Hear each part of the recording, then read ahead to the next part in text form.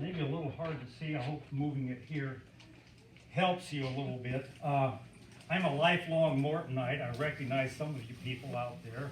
I've known you.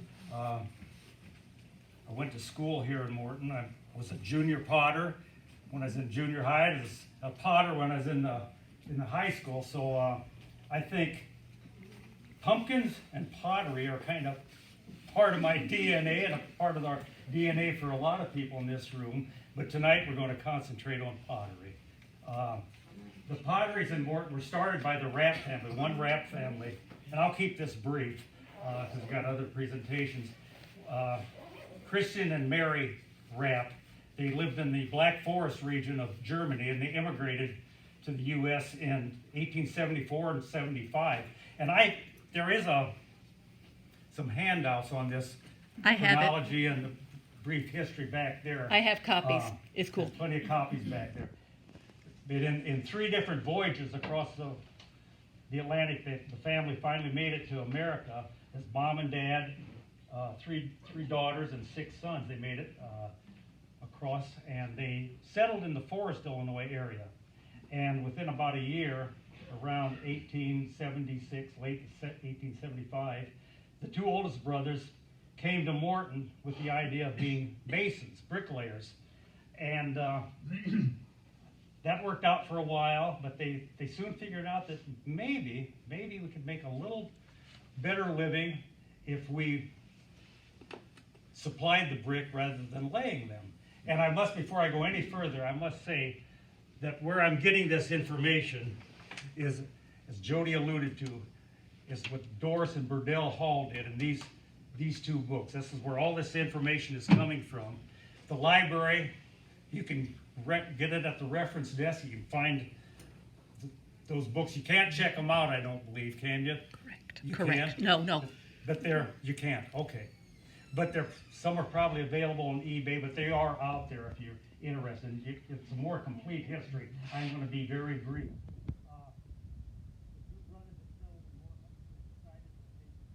To make more money supplying brick, and they also at the same time found out that Morton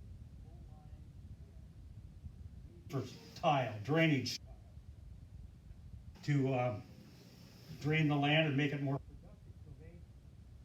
So they put their heads together and started working. They acquired some land, they started working on the kiln and the machinery. They made it themselves to produce the brick and tile, and they sent for their other 4 brothers. So the 6 brothers ended up in Morton, and they formed in 1877 Rapp Brothers Brick and Tile Company.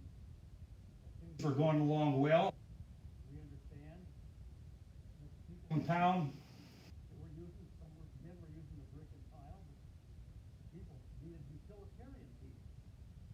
10 miles west of here, Peoria Pottery Company was producing utilitarian pieces.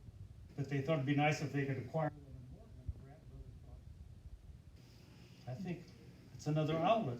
So on the same piece of land, and this is located at the end of Clifton Street, south end of Clifton Street. If you're familiar with Morton, Clifton Street is only 2 blocks long behind Jefferson School and runs south.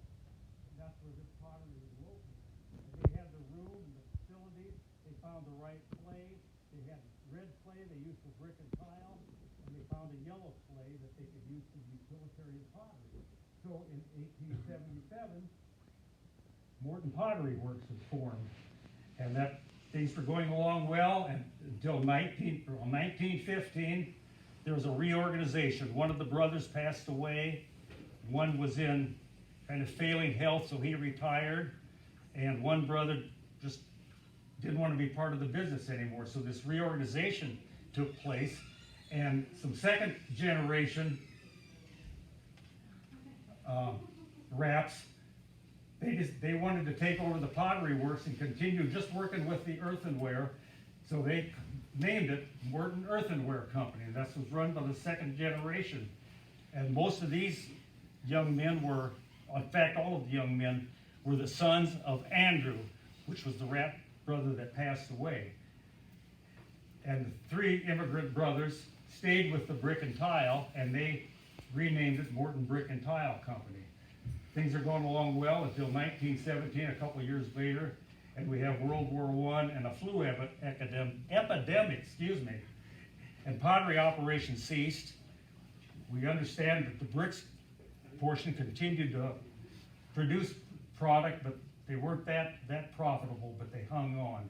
So things altered there, but luckily, things continued. In 1920, one of the brothers, the brother that wanted to leave the pottery industry, came back, and with his 4 sons, they formed the Cliffwood Art Pottery in 1920, and that lasted until 1940. And it's, as the name would indicate, it was art pottery, more fancy. And there's a table out in the other room. Keith Anderson is out there, and he has a lot of Cliffwood art pottery to show you, and he can explain a lot of things about it.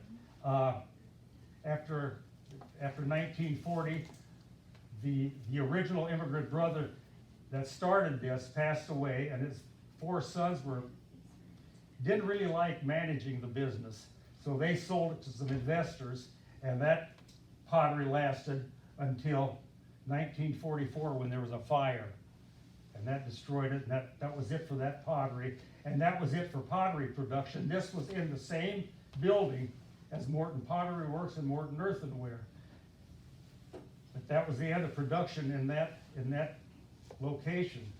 But in between this happening, in 1922, the second generation Rapps, who were the offspring of Andrew, those that were involved in forming Morton Earthenware, and some more of their brothers, formed Morton Pottery Company on this location right here.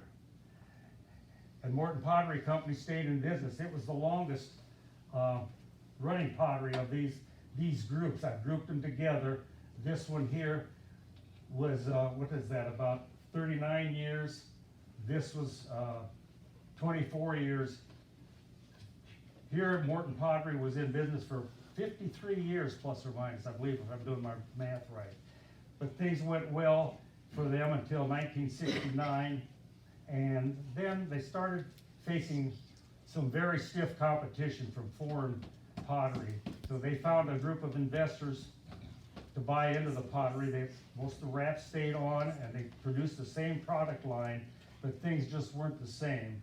So in '72, they sold it to Rival Manufacturing, and Rival sold in '75 to Lincoln Stoneware. And these two, the primary product they were producing was stoneware crockpot inserts. Yeah. And they also made what they call it, That makes sense.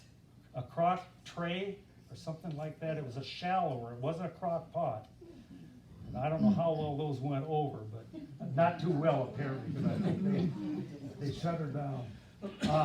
And then the last pottery, like I said, that was this location here.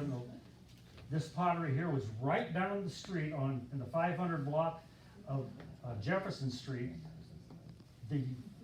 These 4 boys that started Cliffwood with their dad decided they wanted to get back into the pottery business, so they formed American Art Pottery, and they found that building and also a building over here in the Libby complex.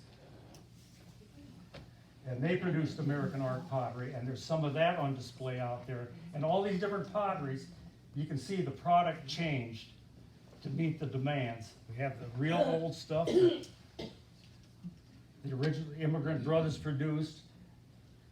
Morton Pottery Company produced a wide range of product because they were in business the longest. But that's really all I have. It's a brief history. Like I say, if you want more information,